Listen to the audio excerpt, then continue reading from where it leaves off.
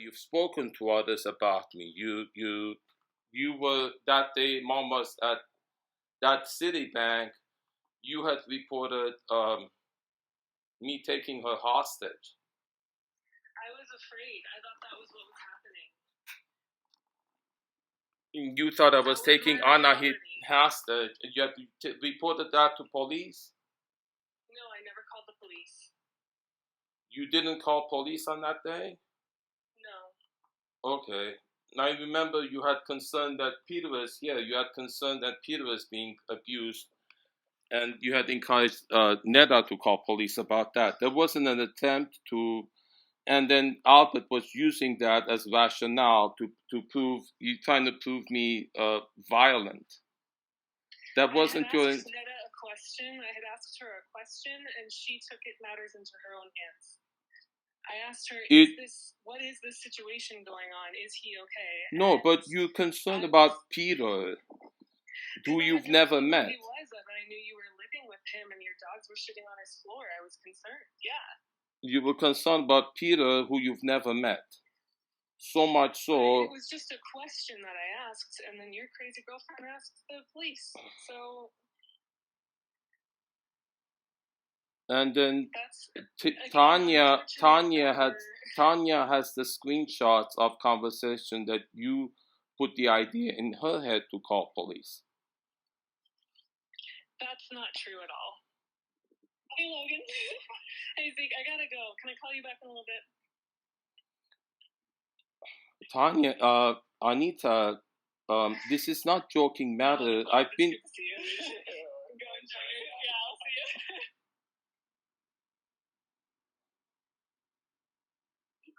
Hi, I'm still here.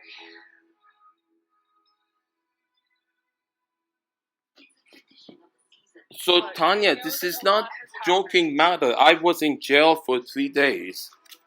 I had to. And she didn't contact me until like 3 days after you had been arrested? No, she has the text conversations, Anita. And I had you talking about. I should have never talked to her. I don't know. No. But it was this. I don't want any part of that. Anita, I have recordings of you saying about me. You wanted me to get in jail for hitting a cop for 6 months. If I hear that. That's not what that recording said. I listened to that recording again, and I think if you did with a fresh mind, you would see that is not at all how that conversation went down. You tell me also, what there was. You had not expressed. You had already been arrested, but she had contacted me. That was after you had already been arrested. She was like, "I'm here. The dogs have no food. I have no food. What do I do?" That was a terrible situation for you to put me in. I don't want any part of that. It's not my job to manage that kind of situation. So then why were you? I was having a conversation with someone who was obviously in trauma. I didn't have anything to do with your arrest. I promise you that. Albert has used that incident and the one at Neda, reporting it to Tina Smith as rationale to portray me as violent. That wasn't. I have to record. That's why I have to record everything, because you deny everything. You also record yourself being violent, and you put it online, and I've seen that, and it's really disturbing. Albert. No. See, so then that's what you've been. You have been using that rationale to. If you don't want me to say that about you, you should not. No. Go ahead and say that. But that does help. That you wanting me in a facility and Mom in a facility would help you get in that house with Nick. It would have both houses. I don't want to be in that house, but many people who have interacted with you have asked me if you have plans to move into a group home. That is many people's opinions, social workers, different policemen, people who think that you have a state of being that is unsafe for you. That is general consensus about your I have my diagnosis, because you guys were always asking about it. I have it. You know what it is?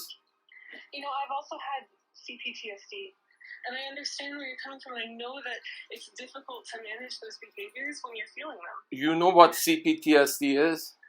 Yes. It's when the trauma is intentionally re-inflicted to make it worse. To make it, if you want to destroy someone's capacity or they prove them incapable, you could perpetrate, encourage people to say bad things about them, to scapegoat them, to call 911 on them, to say bad things to them, to make them, to make it so would you not consider all the times you've told me the things you've told me, all of the negative statements alone, to me and to people in my life, and all the APS reports. I agree that was probably traumatizing for you, and I shouldn't have said those things to you. I shouldn't have said them to other people because it hurt you, and I shouldn't have done that, and I'm very, very sorry. So that you understand, that's the cause.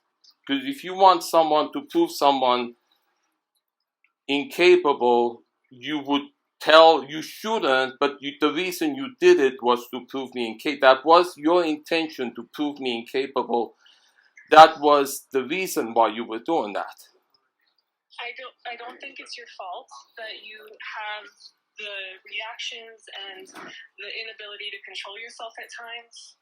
I don't think that that's your fault at all. I think that why have I gone through so much trauma, Anita? Who has caused so much of the trauma? I may have contributed to some of that trauma. And for what intention? You have the intention. It was unintentional. It was unintentional. But it's in your interest to prove me incapable. I have no interest in this whatsoever. No, it's in that. I have that APS report you filed, at the end of which you say, because of these, consider public guardianship. You want me to send that? The one that she needs someone to look after her, and I can't do it. So that's why I wanted it to go to trial. She needs someone. So that you did without mom's consent. Mom has in that trust the handwritten said, do nothing without my consent, and she's not happy with what you've done. She didn't consent to it. It's a violation. She sent a letter, but what I saw was inexcusable, and she needed help, and I sent the letter in an attempt to get her help.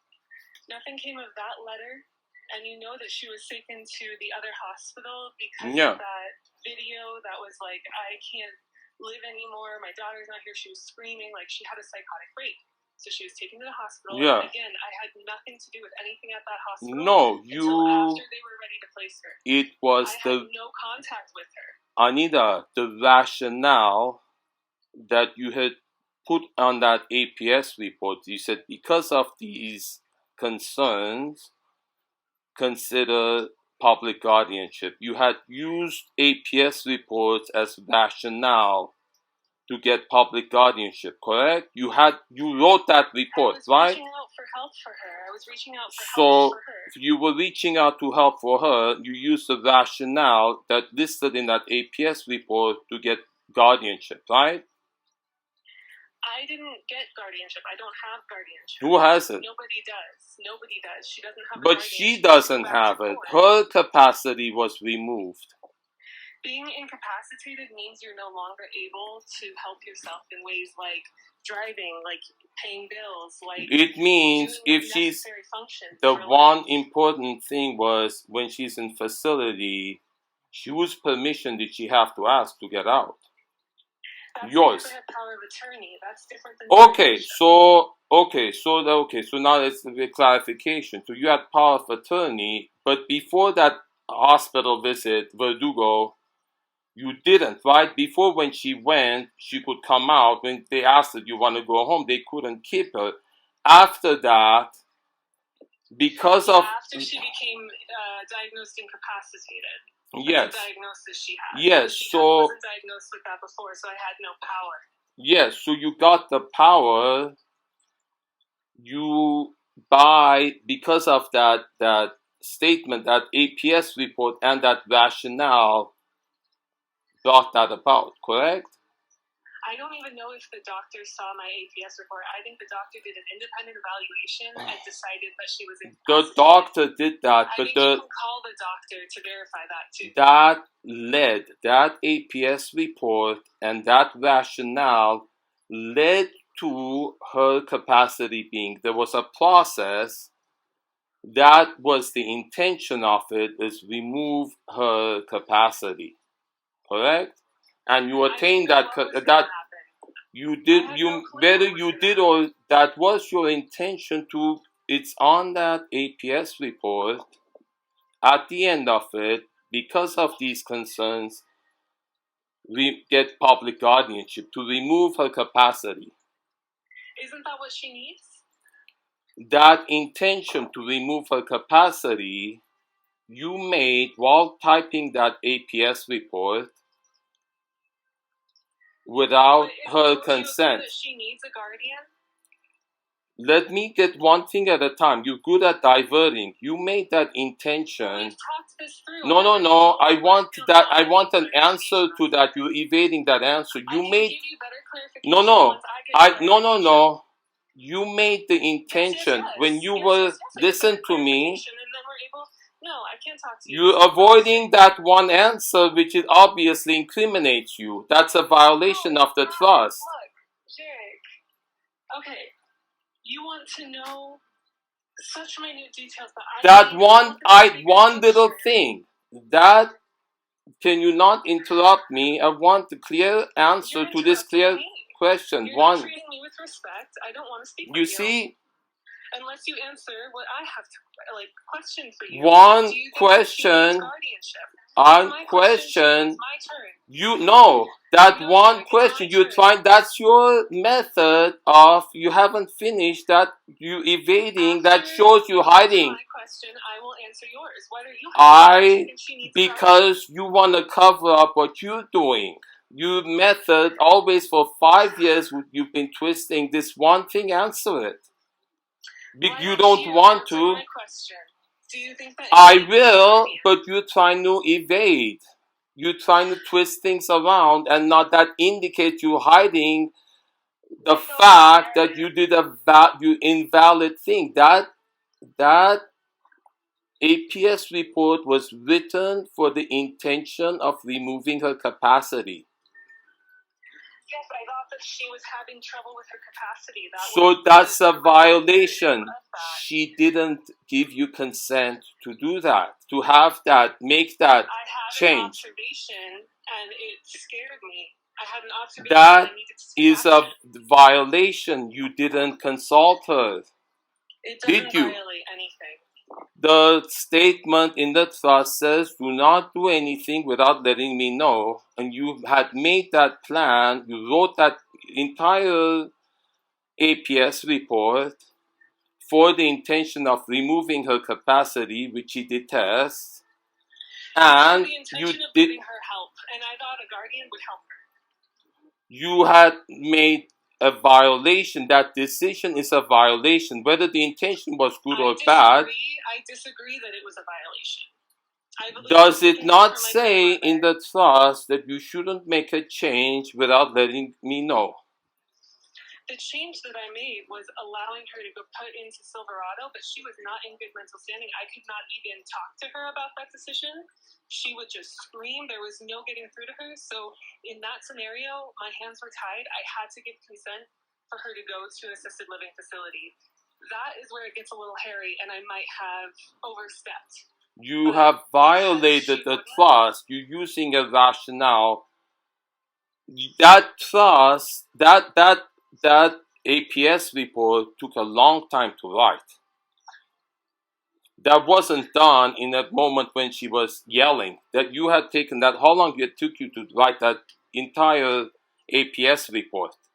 I did it the day after I left California, and I went to Oregon with Nick, and I was sitting there. It was like 3 days before Christmas. I had my work laptop with me. I just wrote everything I was feeling about that trip, and I hit send. It was just a rant of everything I saw and what I. It sounds very planned. It's carefully planned, and it was things.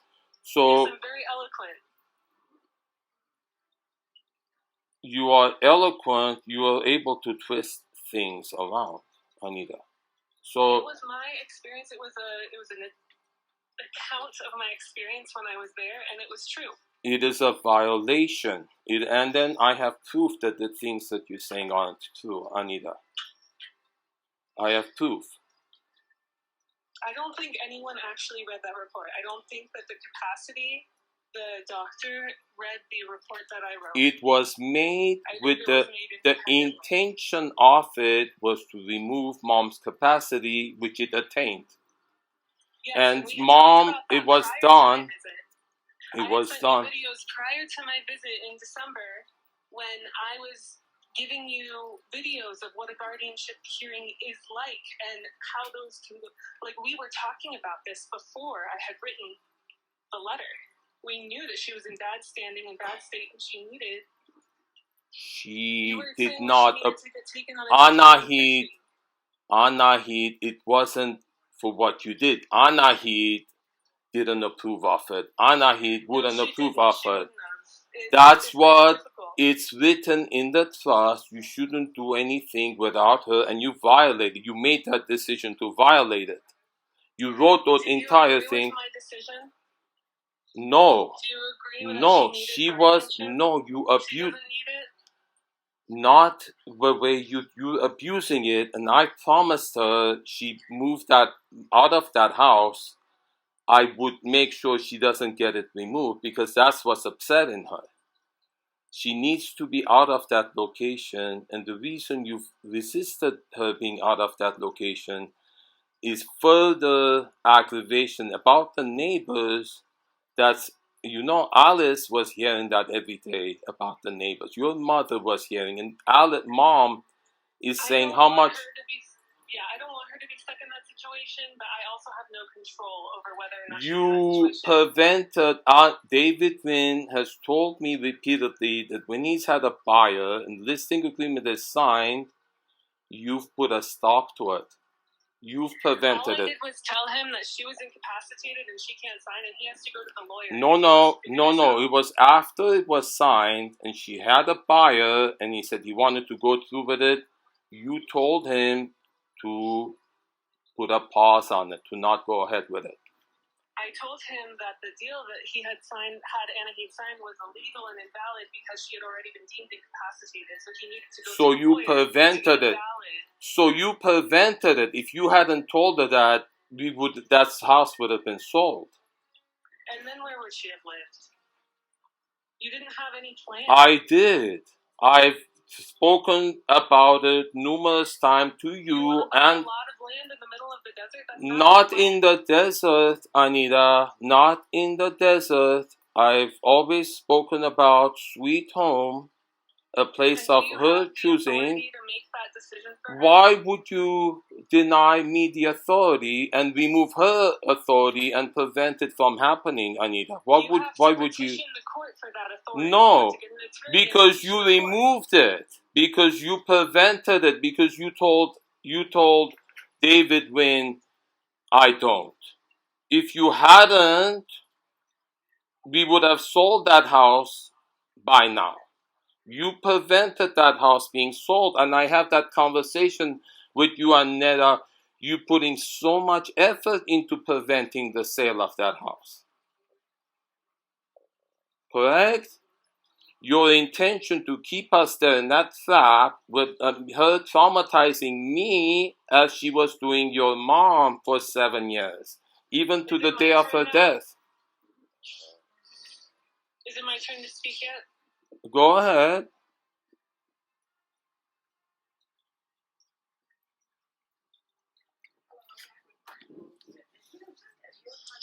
Do you understand what current situation she's in, based off of the current diagnosis she has and her current capacity? Do you understand?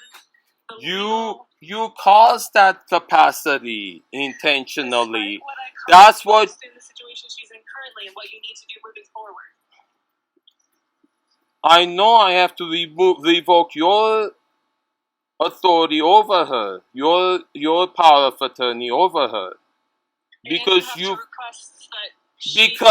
A new guardian assigned. No, because you filed that APS report with the intention of you made it difficult. You put that obstacle in front of it intentionally. It already happened without me. It was going to happen regardless. She lost her capacity. No, it wouldn't have happened if you hadn't written that long APS report with that intention written.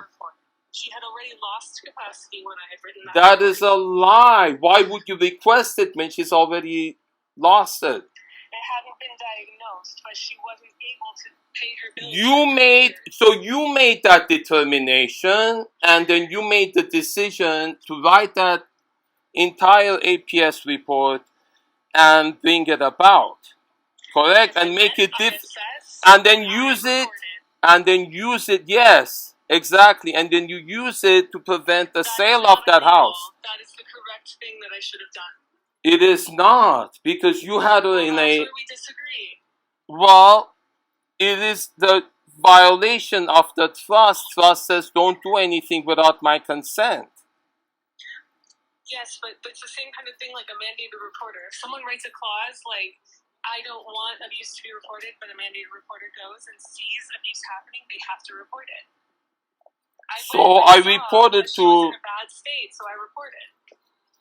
You wrote the intention to remove her guardianship, to get guardianship over her, and that's preventing us. That makes it so much harder for me to sell the house. You prevented the sale of that house and makes so much more difficult to resolve this, which is part of the CPTSD. Everything you've done from the beginning, instead of helping me, you've done stuff to put obstacles in front of me.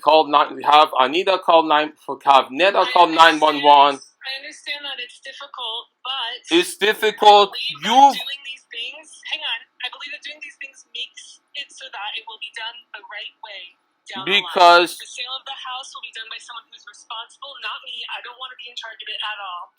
Then you shouldn't have made the decision to write that APS report and remove her capacity. She was struggling. I believe what I did was correct. It was a violation, and you put her in Silverado, and she didn't want to be there, and it spent that $16,000. What happened to it? That you said it's going to be refunded? No, I wasn't able to get a refund. It's gone. So, would you consider that financial? It's not self-neglect. It's what would you? This is losing $16,000. How would you characterize that? With that wrong decision. I was paying for healthcare. It wasn't. It caused her a lot of trauma, Anita, right? Because she didn't want to be there. It didn't solve the problem. And now we know how she's going to react if you try to move her anywhere else. No, because you put her in a facility. You put her in a facility she didn't want to be in. You know she's not going to want to move. You're going to have to do something.